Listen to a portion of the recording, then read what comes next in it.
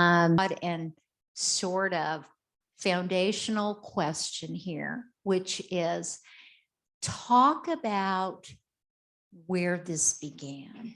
Talk to us about the moment of Genesis where this conversation started. So with that, please welcome our two amazing collaborative team of Katie and Maureen.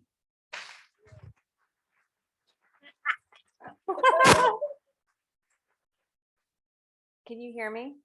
Is my mic working? Awesome. Thank you guys all so much for coming. Before I start, I have to thank people. I know you're like, oh, more thanking people, but literally I've decided that it takes a village to make my art. And that includes my collaborator here, her graduate students, all the people at Anschutz who've made this possible, my husband, who has brought my children here, who's been watching them for a long time. And I'm very grateful for giving me that time to do it. Maureen and I are both mothers. We're both professors. And I'm an artist as well. And so carrying that load of 3 jobs is taxing and inspiring. And I couldn't do it without people. I wanted to thank the people who helped me make the work. So those of you who are here, who had any say in helping me, please stand up so I can give you an applause for helping me make the work. Stand up. Tina, thank you. Andrea, Chris Betts, I don't know where he is, but I have an assistant who's been working with me to build the neurons for almost a year now. John McEnroe, who's not here yet, who helped me realize the concept. So many people funding the project, not only Anschutz funding the project, but the GoFundMe that I started to help support the additional costs. So I just want everyone to understand that an exhibit at this level is very expensive and is very time consuming. And so thank you to the world for all of your help.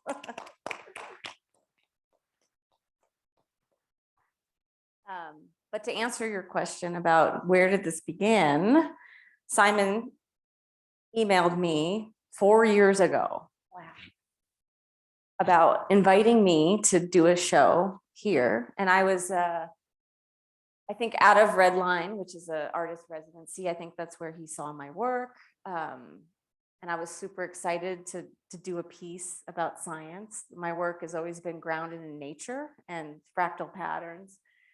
And I was so excited to work with Simon. And I came and looked at the space many times, trying to get inspiration. Was ready to do the show in 2019. Had a show at Habu Gallery called Unseen Nature, where I created neuron-related artwork, wall work, steel work, and I was ready to go right into 2020. And then the pandemic hit and shut everything down, postponed the show, canceled the show. I was like, is it even happening? And then finally, they're like, okay, we're gonna do this. We have the funding, we have the money, we're gonna do it. And then I really started getting into production. Funny thing is, where did the idea come from?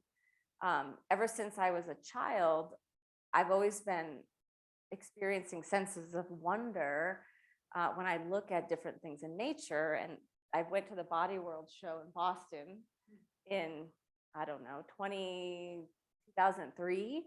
And I was struck by the vascular system. I went, I think, in the same time in Boston Really? to that show. Oh my God, we were there at the same time. Because I was in grad school there. Synchronicity. Because I went to Boston University for my undergraduate, and just struck by the vascular system in a way that is so passionate. And I was like, I have to someday I'm gonna make that. And so that kind of carried through in my work, through graduate school. I went to Cranbrook Academy of Art in 2006 to 2009. And my focus was a little bit more on immersion and light-based art and the psychology of creating work that makes you feel a certain way through multiple senses. But the science was always in the background, my interest in my concerns for the environment, as well as my trying to understand our purpose here on the planet and our psychology. And then, Simon asked me if I will do this show, and I was so excited. My brother's a scientist. He's an organic chemist. So my entire childhood, he's 10 years older than me. He was telling me things about nature and science that I was like, it's going over my head, but maybe not. And moved to Colorado from New England in 2000 with my husband, and was just struck by the nature here, the landscape. So there's a sort of a combination for me between naturalism and science, which I think are a little bit different. Like, I think they're related, but my fascination with nature, with the ocean, with fractal patterns, and trying to understand why are our bodies inside. I'm more interested in the interior of our bodies than the exterior of our bodies.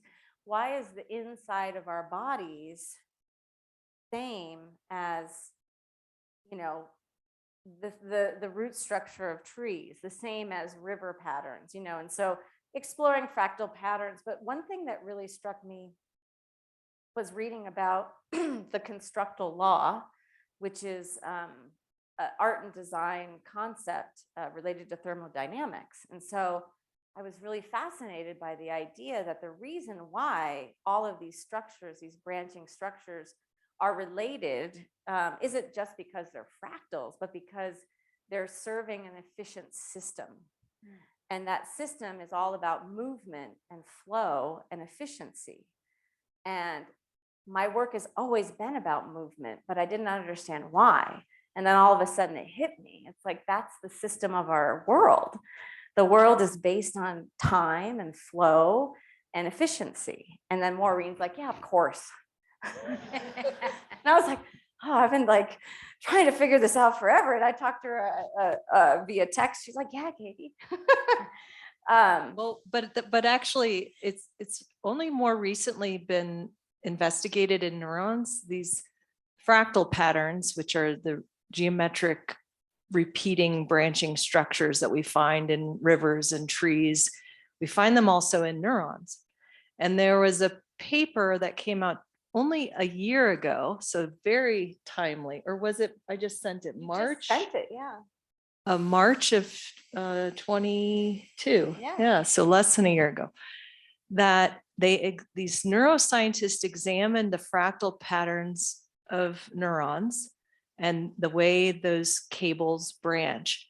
And they found that the fractal number, which is like called D, is perfectly optimized to maximize connectivity, because unlike trees, neurons want to connect to other things. Trees actually probably want to do the opposite because they want to have their sunlight.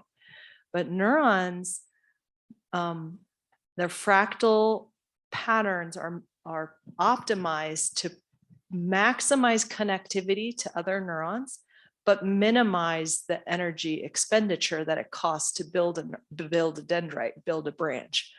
And so there is that energy component, but what's so unique about neurons is that they branch in such a way to maximize the connectivity. And it's fascinating. It's absolutely fascinating. So we're blending art and neuroscience and mathematics in this. The people in this room, many of them probably know I'm an English professor.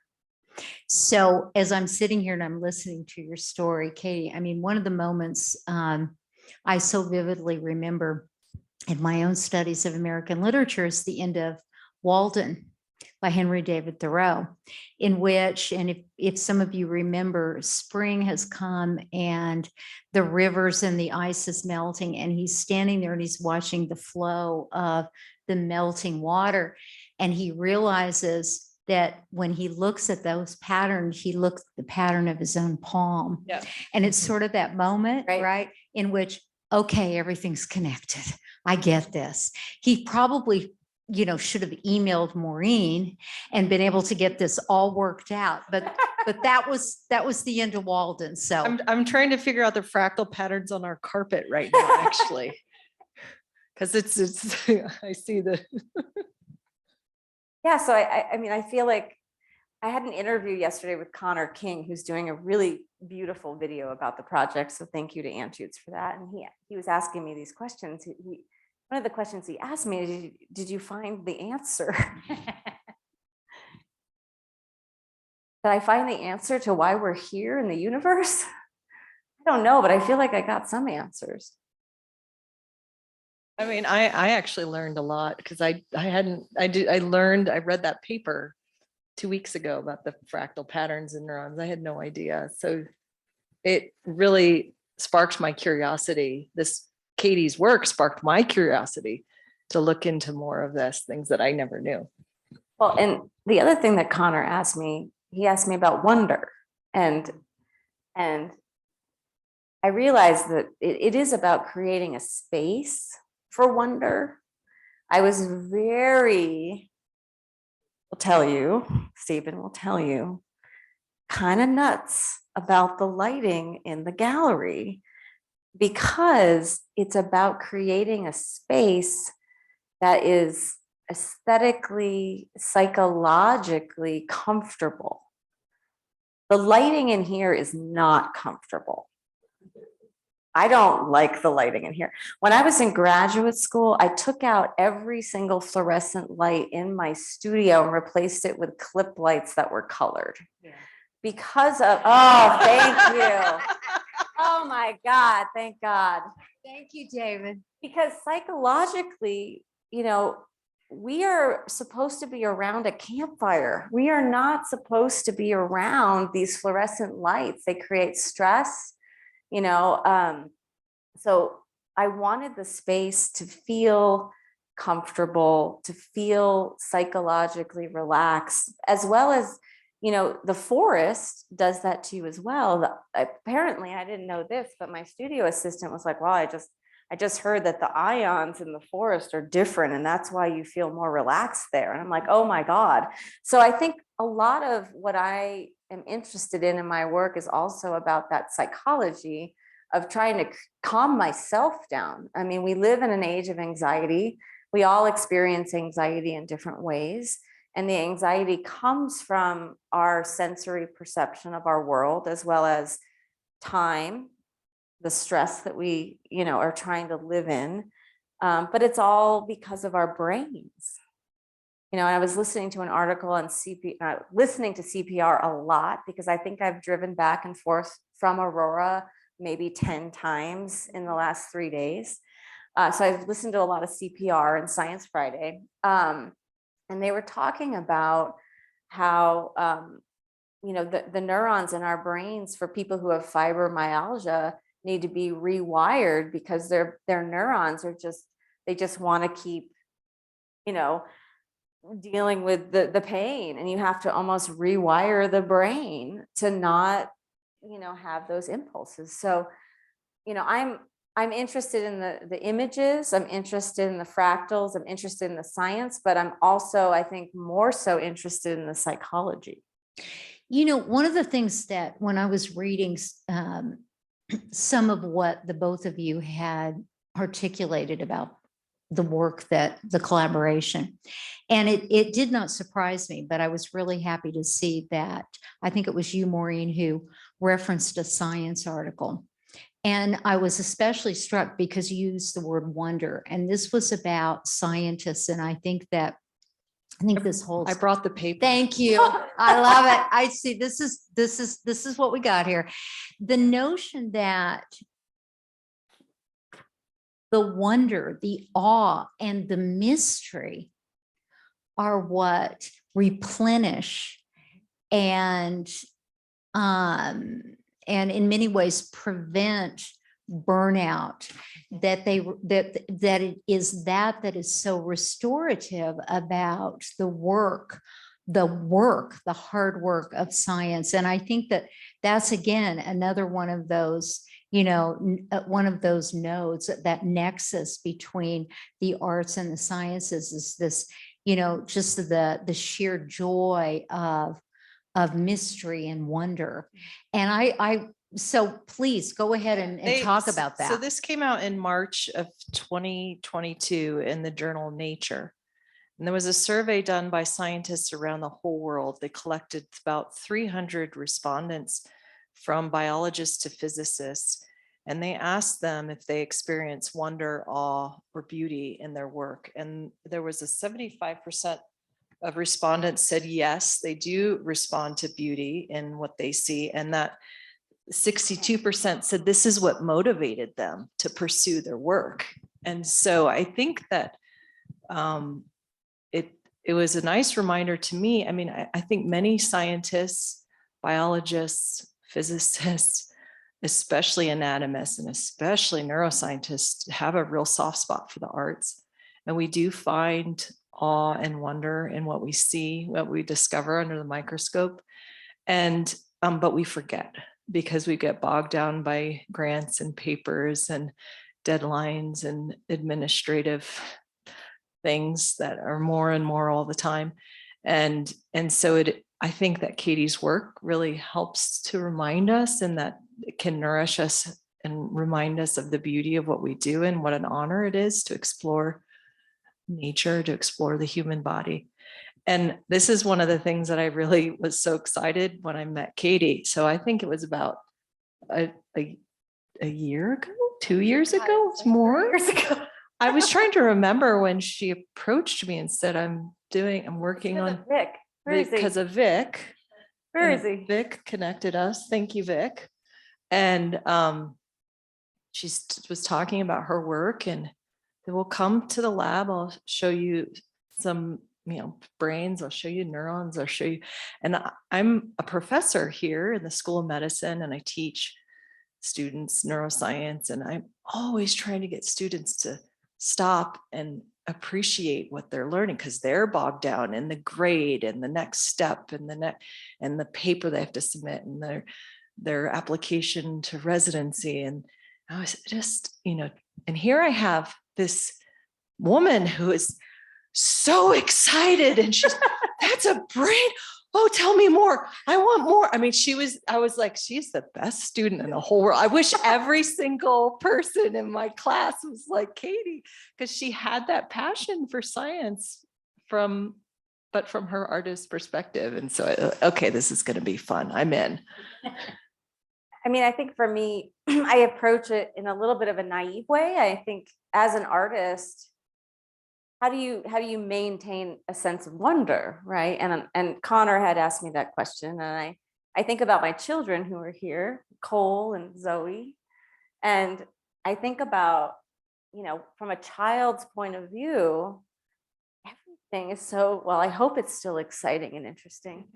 But as we get older, like you said, we get bogged down, we stop seeing, and I think as an artist, not being a scientist, not having taken all of those classes, and maybe I wish I did, but I'm sort of left with just the awe of it, and not necessarily understanding how it all functions or works, but just overwhelmed by its beauty. And I think, how do you hold on to that? And I think as an artist, the older I get and the more classes I teach, I've seen that before, right? I got my colleagues here.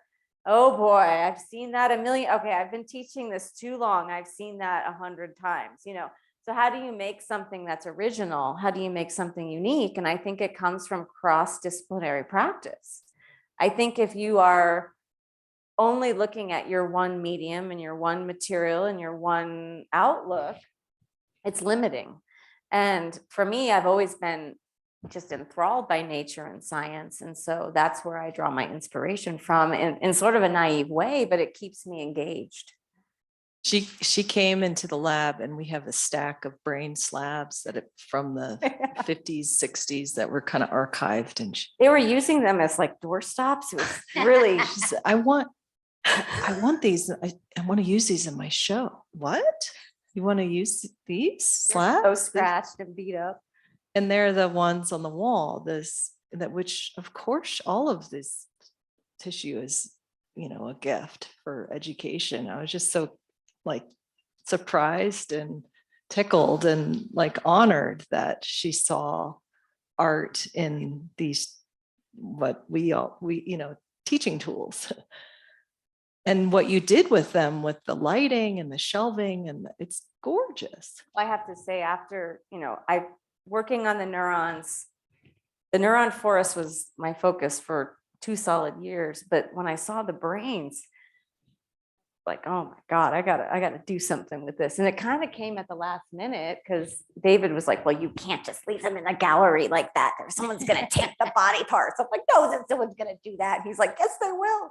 So it just sort of forced me to think about them. I was like, oh, how can I make them safe and secure, but also like bring out their beauty? And so lighting again comes into play. It's like being underwater with underwater light and sort of being in the womb. It's like a return to that. And talking about interdisciplinary work, but also the different mediums. So there's acrylic, polystyrene, there's the sculpture, Fiberglass. the fiberglass, but then there's brain tissue and 3D printing and all. I think that blend of modern and classic techniques with some of the more modern techniques, it is really neat to see them together. And I actually would really like, in addition to thanking Vic for connecting us, the tissues that we're able to see and appreciate for their artistic value and also their biological and educational value come from human donors. So these are people who, while they were living, said, I want to give my body to science for the purpose of education. And so we cannot end tonight without really thanking them, because the brains in the cabinet and the brains on the slabs were from those donors. And that was all done through the State Anatomic Board. So I really want to thank them. And also the Modern Human Anatomy program that has enabled us to collect in an honorable and respectable way these tissues to be used for education. And this is one of the neatest ways I've ever used them. You both referenced body worlds. And one of the things that, as I'm sitting here thinking about this, and I agree with you, this notion of, collaboration shifts your perspective. And you've talked so much about seeing things and how we, become, for whatever reason, sort of inured or unable to see things because they're maybe part of our common experience or of our work. One of the things that Body Worlds did is that it made the human anatomy accessible to millions of people. Here was this world of secrecy and of privilege, and only a very small number of people had access to this. And I think that that's one of the things, even the addition of the 3D printer to me was thrilling, because it begins to break down these barriers of accessibility, whether it's in the arts or whether it's in the sciences, so that people begin to see and experience, the world. We tend to do things in silos and behind closed doors. Absolutely. Oh, I thought you cut out. I think it was like Body Worlds. I mean, unless you were a med student or an anatomist, a pathologist, and this opened the world to the human body and the beauty of the human body. And I think the same thing is happening here, that it makes it more accessible to all kinds of individuals. So, thank you both for that. And I agree with you, Maureen. And thank you to the donors who have made this possible. You know, one of the things that has always inspired me is the cabinets of curiosities of the, you know, in the wonder rooms of the 15th century. And it was really important to me that there be a lab in the gallery. Because before we had the internet, I was born in the 70s, so I mean, I remember. But before that, how did you learn about the world? You learned about it through specimens. Yeah. So having a specimen, a real specimen cabinet, real specimens was really important to me, and to have the privilege to have that. Because that's not something that ordinarily you can just have, is brain samples for your opening, right? So I do feel like, you know, even, you know, before, when we didn't have technology, people were always curious and they wanted to know. And so it's true that it's amazing that things are becoming less siloed, but you know, the more that we can, you know, push through those boundaries, I think the more we can proceed as a society. And that Body Worlds exhibit actually is really does blend artistic techniques, because the tissues for hundreds of years, tissues would be preserved in formalin, which is toxic and requires special safety equipment and special ventilation. But with plastination, which is the way the tissues are preserved here, the tissues are dehydrated and vacuum infused with a liquid polymer, in most cases silicone, so they become inert. And that is an art form. The way they developed that medium is another blend of science and art. And it's also interesting. I remember Katie telling me that she was really inspired by the work of Santiago Ramon y Cajal, who is a Spanish neuroscientist and histologist from the late 1800s, who was a passionate artist. And think about James Audubon from the early 1800s, who would go out into nature and draw the birds and the trees. I mean, these were artists, and they became, you know, the founding fathers of the disciplines of ecology and mammalogy and neuroscience. And so they would draw what they saw. And Cajal, he would look at what the neurons under the microscope and draw everything he saw. And he's now considered the father of neuroscience. And so there, in a way, what Katie and I are doing isn't novel. It's the way it was always done before. It's just in our modern world, we've siloed. Yeah. I mean, I think of Vesalius, and we have, Thalius. you know, we have two, we have a first and second edition, and you think about that marriage of art and science. And so how do you both feel about opening this up for questions and comments? Absolutely. This is great. You have microphones in front of you, and if you do have a question or comment, you must hold down the button as you ask that question or make that comment. This, you know, prevents you going on for way too long. Like we because just your did. thumb will get tired. So yeah, how about questions and comments from all of you? What do you want to know? What do you want to hear from these two amazing artists and scientists?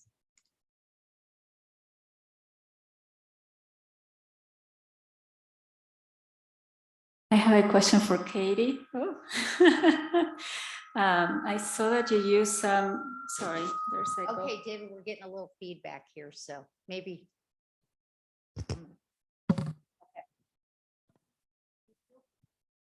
I understand that you use some very innovative techniques in your work, and I would like you to tell us a little bit more about that, because you were very creative, mixing different types of media in a way that has not been used before. So can you tell us more about that? Sure. Can you guys hear me? I would say the most innovative use of materials was actually the porcelain pieces that I did in there, and they look like paper, but they're actually porcelain. And I think it might be the first time anyone has done intaglio printing on porcelain. So How did you do it? Lisa, who's right there, Lisa Di Michelle, she's my collaborator, my printmaking guru. She has taught me how to do intaglio printing with paper, but then trying to do it on porcelain was like a whole other, geez, why are we trying to do this? But we pulled it off. So what is intaglio? So intaglio is well, I feel like Lisa should be the one. She's more of the printmaker than I am. I'm a ceramicist by nature and trade, and a sculptor, but I've always just loved printmaking. And my husband, you know, he's a cartoonist, and he's like, printmaking is the worst thing you could ever do, because you know it's so much process and it's so irritating. And you know, well, ceramics is all irritating and process too. So well, let's just marry them together. So I was able to get some porcelain paper from Germany called Caraflex. They make it, the Germans make it. It has a patent, and I'm trying to figure out how to make it myself. I know other artists have figured it out, and I think it involves resin. I don't know, it's a mystery, but all my ceramics friends will help me maybe figure out how to make it. So, because it's very expensive, this ceramics paper. But it comes as unfired clay, and you submerge it in water. It becomes flexible, and then you blot it out as if it was paper, and then you put it through the printing press as if it was paper, and then fire it up to about 2,300 degrees.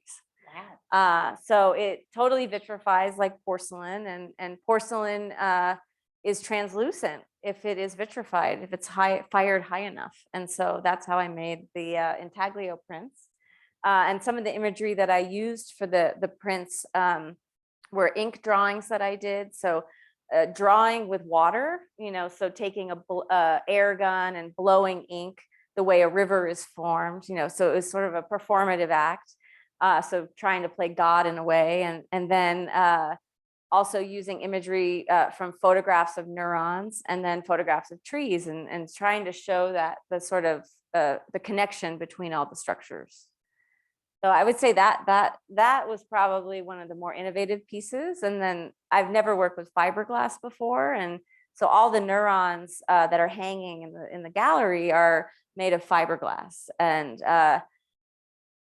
took a very long time. You know, I had to construct the forms in clay, fire the clay, make silicone molds, then form them in fiberglass. The process just goes on and on and on and on and on and on.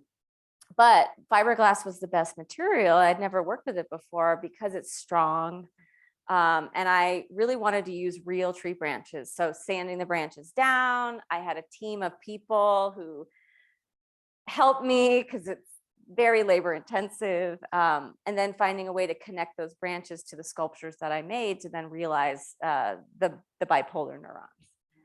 So now I've learned so much. So who knows what's going to come next? Well, that was a great question. Thank you very much, because I think it you know, we're in awe anyway, but it just, you know, the complications of the process really. Oh yeah, it's staggering to think about the work. It's such involved. a learning curve. Yeah. Yeah. Other questions or comments?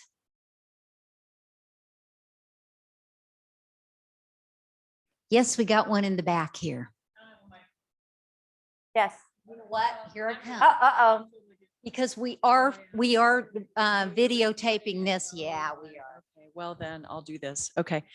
So you both talked about being inspired by beauty, both from a scientific point of view and from an artistic point of view, being inspired by like the beauty of these natural forms and the beauty of how these forms sort of appear in bodies, in trees and rivers. Are you ever, while you were doing this project, were you ever inspired by like dysfunction in those forms, and things that maybe are more aberrant or sort of don't work the way we kind of think that they should formally? Yeah, I think that's the training you get when you go through a PhD program, is that you're looking at a wall of bathroom tile and you're looking for the missing tile. And you train your eyes to look for that. And so sometimes under the microscope, that's something very exciting. Like this neuron is very different. There is a vast diversity of branching patterns in the nervous system. This one is different. It's acting. Why? What is it? It's specialized for something. This one's rod shaped. This one's cone shaped. This one's looks upside down. Why? But then I think then the physician takes that knowledge and okay, I mean, the pathologist says, what's going on with this neuron that has this hippocampal neuron in the brain of a patient with Alzheimer's? It's got amyloid plaques on it. And these branches are all cattywampus. What's going on there? And that leads us to discoveries of the molecular mechanisms underlying disease and disorders of the nervous system. So sometimes it's exciting and sometimes it's like, that's not supposed to be that way. That's ugly. And let's see if we can find a way to fix it or treat it. I think for me, I used to give this lecture long ago about, what inspires my work or whatnot. And I would always show an image of a virus or something sort of asymmetrical and dangerous in the body, like cancer. And then I would show something that was functioning properly, that was really beautiful. And this is again, my naive not knowing what this means scientifically, but seeing that, when I see that is ugly and asymmetrical, there's something wrong, and it's usually cancer. And this is what the histologists at the hospital do when they take samples from a biopsy. They look at them under the microscope and they have this highly trained pattern recognition of what it should look like, and they see the deviation, The abnormality. Yeah. So it is something that I have definitely thought about and observed, not so much for this work, but absolutely. Back here. It's not so much a question as it was a comment that I think that using the word beauty is too imprecise, and I would suggest the word sublime. That the experience, particularly the mathematical sublime, but the experience of wonderment is more has to do with the sublime than it does beauty. and for many, divine as well. For me and for many, yeah. Well, to respond to Bruce's comment, I've always sort of described my work as terrible beauty, sublime. I'm interested in not what makes us necessarily feel good, but also what makes us feel uncomfortable. And often, I would say, walking into that room when you go, maybe it calms you down because, the lights are down. But when you start looking at the imagery, it might make you feel uncomfortable, but it's also beautiful. And so there is that terrible beauty in the work that sort of runs through my whole aesthetic interest for whatever reason.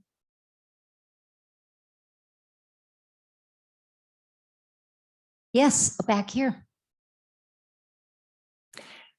Do you think there's a potential danger in differentiating between or making the connection between beauty and function versus dysfunction and ugliness, particularly as it relates to kind of what we consider to be abnormalities in our society? This is an outstanding question. Yeah, I agree. I think that we do have a natural instinct to prefer order and fight entropy, right? And why is that? And yeah, the implications of that, we could have another couple hours of discussion here. I don't know. And, recently in the neuroscience world, they've tried to steer away from using the word normal brain and instead say neurotypical versus atypical one. Well, but we are naturally drawn to order and sort of not, steer away from chaos and entropy. Right. Go ahead, Katie. I don't even know how to answer that. I don't even know what to say. I mean, I think that if we're talking about the brain and psychology, neurodiversity is something as a culture we're coming to accept and support. I can't tell you how many students that I have at Arapahoe Community College who are on the spectrum, who have various needs, and I respect that. It's a different wiring of the brain, and I know that. But I think we can do both. I think we could say that this is the ideal, like perfect functioning of the brain, and this is a deviation from that, but not put value judgments on that person's value to society, which brings us to the work that's surrounding us in the rotundum. Yeah. It's interesting. And I'm sitting here thinking, about the nuances of language and how difficult it becomes to have this conversation, because when we think of things, as you were reading my mind, because I was thinking about symmetry, and I was thinking about the privileging of what we tend to think of as the beautiful, and how encoded culturally, socially, politically, medically, that has in many ways dehumanized and distanced and persecuted many, many people. And so I think the fact that we're more aware of how, of the landmines in conversations around this, and that we're maybe more cognizant of how these notions of what is beautiful and what is functional and what is normal, how they have in many ways become in many ways have been used as tools of oppression and persecution and destruction, that's a good thing. And I think that one of the reasons, and I give David Weil credit to for this, is that these two exhibits, one in the foyer and the one in the art gallery, were really planned to work together. And we hope that you have the opportunity to walk around and spend some time with the photographs on the wall, because it does in many ways remind us, that there is value and beauty and significance in other ways of thinking about the body or the brain. So thank you for that question, because I'm glad that, we've kind of teased that out as we've talked about it. Yes. I just wanted to comment here as the parent of David, who is depicted in these photos, a young man with a quote unquote dysfunctional brain, that neurons that do not fire as they should. I love your term terrible beauty. There is a terrible beauty in my son's life. It has affected me and so many others in a very profound way. And although perhaps his brain is dysfunctional, there is nothing dysfunctional about his presence in this world. Quite the opposite. That we have an opportunity to know something about David and about his life and about you and your family. So thank you so much for bringing this work to us. I will say that Yeats, who is my favorite poet, coined the term argue terrible with that. beauty, Absolutely. not me, from Yeats. And kind of sum it up a little bit is one thing that I feel like I've always wanted to communicate through my work is this idea of, you know, the things that we're drawn to that maybe give us wonder, but give us fear. And that kind of goes into play with the ideas of the uncanny.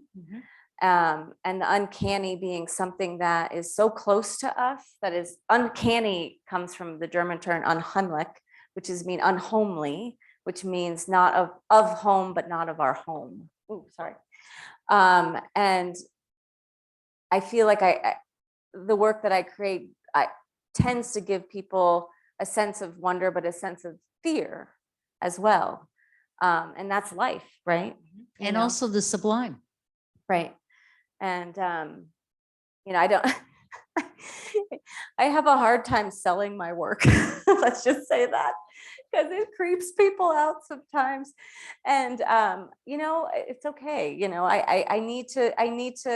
we need to talk about these things. We need to see the beauty in the things that are ugly and the things that make us uncomfortable. Well, you know, we'll end with that, but it's funny that you said that, because I was thinking about your work and where it goes next. And my hope is that somewhere on this health sciences campus, in some clinical department or some scientific laboratory, that they pay you tens of thousands of dollars to bring your work and install it I would in their love that. lobby. Make it happen. We will try to do that. Well, Natalia, 3 out of the 15 pieces are of the retina, so maybe we should talk to ophthalmology. There you go. That would be awesome. Great. We're thinking practically here. Love it. Thank you to these 2 amazing women and to all of the people who contributed and made this happen. It's just so exciting and wonderful to have this here. You know, I mentioned that we opened in 2012. We reopened for this exhibit. We have not had our doors open to the public since March of 2020. And I want to thank the Chancellor for opening the doors to the gallery once again. Thank you all for being here. You guys.